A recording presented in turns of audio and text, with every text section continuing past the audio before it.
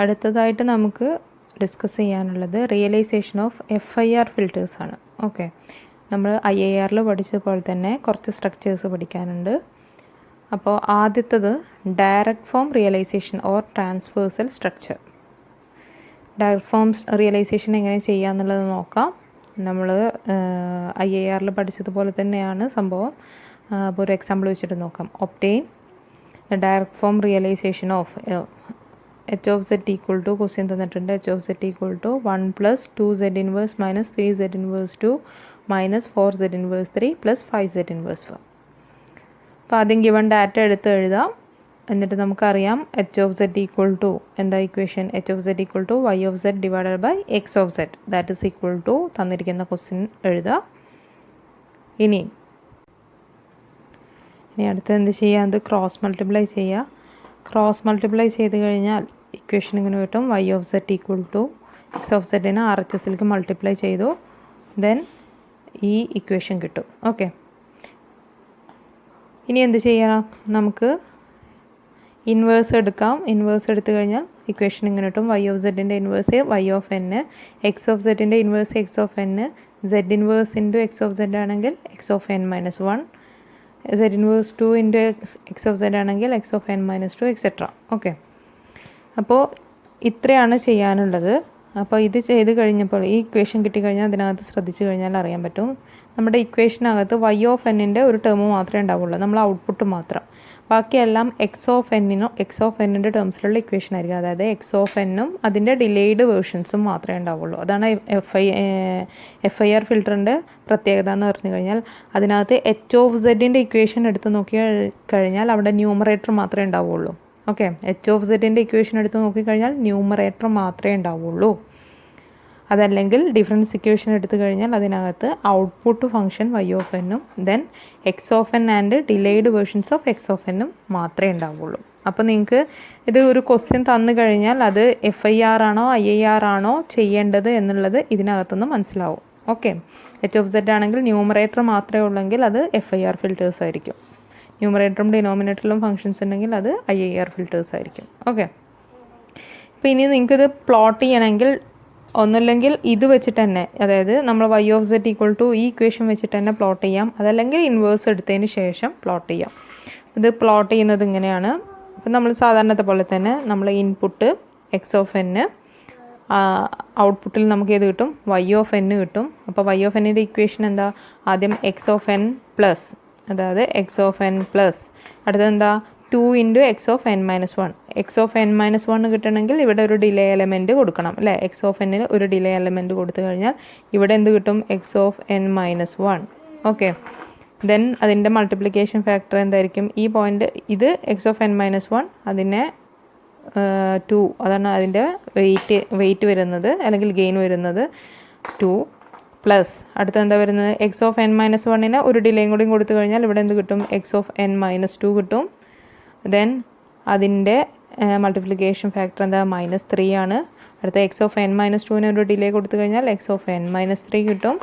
അതിൻ്റെ കോഎഫിഷ്യൻറ്റ് 4 ആണ്. x of n minus 3-ക്ക് ഒരു ഡിലേയും കൂടി കൊടുത്തു കഴിഞ്ഞാൽ x of n minus 4 കിട്ടും. അതിൻ്റെ കോഎഫിഷ്യൻറ്റ് 5 ആണ്. ഇതിൻ്റെ എല്ലാത്തിൻ്റെയും കൂടി സമ്മ് നമുക്ക് ഔട്ട്പുട്ടായിട്ട് കിട്ടും. ഓക്കെ, അപ്പോൾ ഇത് പ്ലോട്ട് ചെയ്യാൻ വളരെ എളുപ്പമാണ്. നിങ്ങൾക്ക് ഇനിയിപ്പോൾ ഇൻവേഴ്സ് ചെയ്തിട്ടില്ലെങ്കിൽ ഇവിടെ തന്നെ ചെയ്യാം. ഇൻപുട്ട് x of n-ഉം ഔട്ട്പുട്ട് y of n-ഉം ആണ്. ദെൻ എത്ര z ഇൻവേഴ്സ് ഉണ്ട്, ആദ്യത്തെ z inverse into x of z. Okay, അങ്ങനെ വേണമെങ്കിലും പ്ലോട്ട് ചെയ്യാം. അപ്പോൾ നിങ്ങൾക്കൊരു ഡൗട്ട് തോന്നുന്നു, നമ്മൾ IIR വരയ്ക്കുന്ന സമയത്ത് ഇങ്ങനെയായിരുന്നു പ്ലോട്ട് ചെയ്തിട്ടുണ്ടായിരുന്നത്. അതായത് x of n plus, okay, അടുത്തത് ഒരു ഡിലേ കൊടുക്കും z ഇൻവേഴ്സ്, ദെൻ അപ്പോൾ ഇവിടെ x of n minus 1 കിട്ടും. ദെൻ മൾട്ടിപ്ലിക്കേഷൻ ഇത് അതിൻ്റെ കോഎഫിഷ്യൻറ്റ് നമ്മളിങ്ങനെ മാർക്ക് ചെയ്യുമായിരുന്നു. എത്രയാണ് വരുന്നത്, 2 ആണ്. ഇവിടെ ഒരു സമ്മിങ് പോയിൻ്റ് കൊടുക്കും, അതല്ലെങ്കിൽ ഡയറക്റ്റ് അതിലോട്ട് കൊടുക്കാം. കാരണം ഇവിടെ ഇനി അടുത്തതും സമ്മേഷൻ അടുത്ത ടേംസ് ഉള്ളത് കാരണം ഇവിടെ ഒരു സമ്മിങ് പോയിൻ്റ് കൊടുക്കുക. ദെൻ z ഇൻവേഴ്സ് കൊടുക്കാം. അടുത്ത ഫാക്ടർ ഇങ്ങനെ പ്ലോട്ട് ചെയ്തുകൂടെ എന്നുള്ളൊരു ഡൗട്ട് തോന്നും. ഇതെല്ലാം കൂടെ കൊടുത്തു കഴിഞ്ഞാൽ ഔട്ട്പുട്ടിൽ y of n കിട്ടും. ഇങ്ങനെ വേണമെങ്കിലും വരയ്ക്കാം, വരയ്ക്കുന്നതുകൊണ്ട് കുഴപ്പമൊന്നുമില്ല. ഇതാകുമ്പോൾ താഴോട്ട് ഇപ്പോൾ ഇവിടെ 4 ഉണ്ട്. അപ്പോൾ 4 ഡിലേ എലമെൻറ്റ്സ് താഴോട്ട് വരയ്ക്കണം. പേപ്പർ കുറച്ച് സ്പേസ് പോവും. അപ്പോൾ ഇങ്ങനെ വരയ്ക്കുകയാണെങ്കിൽ സ്പേസ് അധികം പോവില്ല. അതുകൊണ്ട് നമ്മൾ ഇങ്ങനെ പ്ലോട്ട് ചെയ്തു. അത്രേ ഉള്ളൂ. കാരണം ഇവിടെ y ഓഫ് എൻ്റെ ഡിലേ എലമെൻറ്റ്സ് ഒന്നും വരുന്നില്ല. അപ്പോൾ നമുക്ക് ഡയറക്റ്റ് ഇങ്ങനെ പ്ലോട്ട് ചെയ്താൽ. അടുത്തൊരു പ്രോബ്ലം നോക്കാം. The impulse response of A FIR filter is h of n equal to 1 3 4 4 3 1. Draw the direct form structure of the system.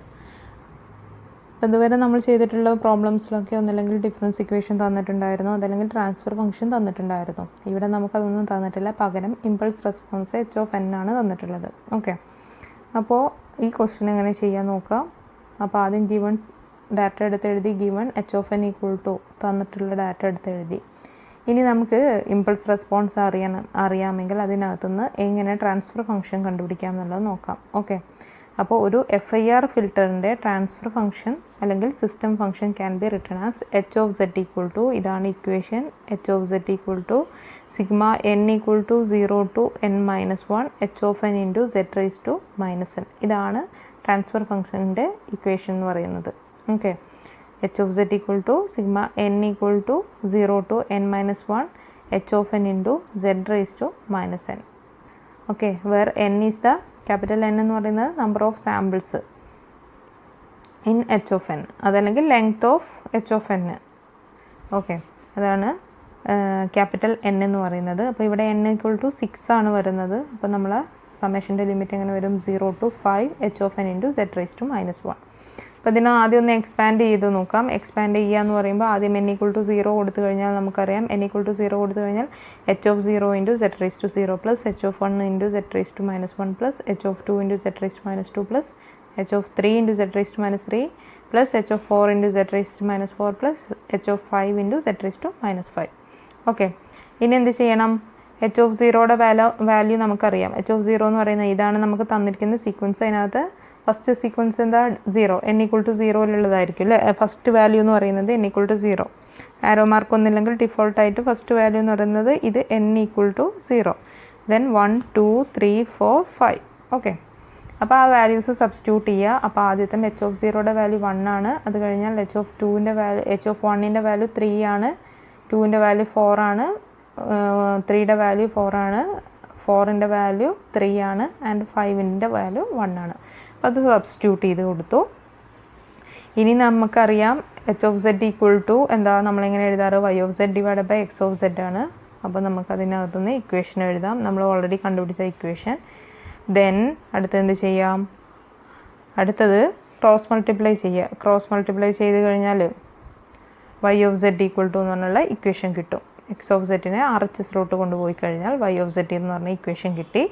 അപ്പോൾ നമുക്ക് ആവശ്യമുള്ള ഇക്വേഷൻ കിട്ടി. ഇൻവേഴ്സ് എടുക്കാം. ഇൻവേഴ്സ് എടുത്തു കഴിഞ്ഞാൽ നമുക്ക് y of n equal to എന്ന് പറഞ്ഞിട്ടുള്ള ഒരു ഇക്വേഷൻ കിട്ടും. നമുക്കറിയാം FIR ഫിൽറ്ററാണ്. ഇവിടെ x of n-ൻ്റെ ടേംസ് മാത്രമേ ഉണ്ടാവുള്ളൂ. ഓക്കെ, RHSൽ.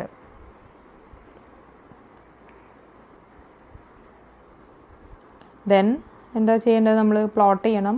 നേരത്തെ പറഞ്ഞ പോലെ തന്നെ ഇൻപുട്ട് x of n നമ്മൾ ഡിലേയുടെ എലമെൻസിനനുസരിച്ചിട്ട് എത്ര ഡിലേ വരുന്നത്? x of n minus 1, n minus 2, n minus 3, n minus 4, n minus 5 വരെ വരുന്നുണ്ട്. അപ്പോൾ 5 ഡിലേ എലമെൻറ്റ്സ് വരുന്നുണ്ട്. കറസ്പോണ്ടിങ് ആയിട്ടുള്ള കോഎഫിഷ്യൻസ് മാർക്ക് ചെയ്യുക.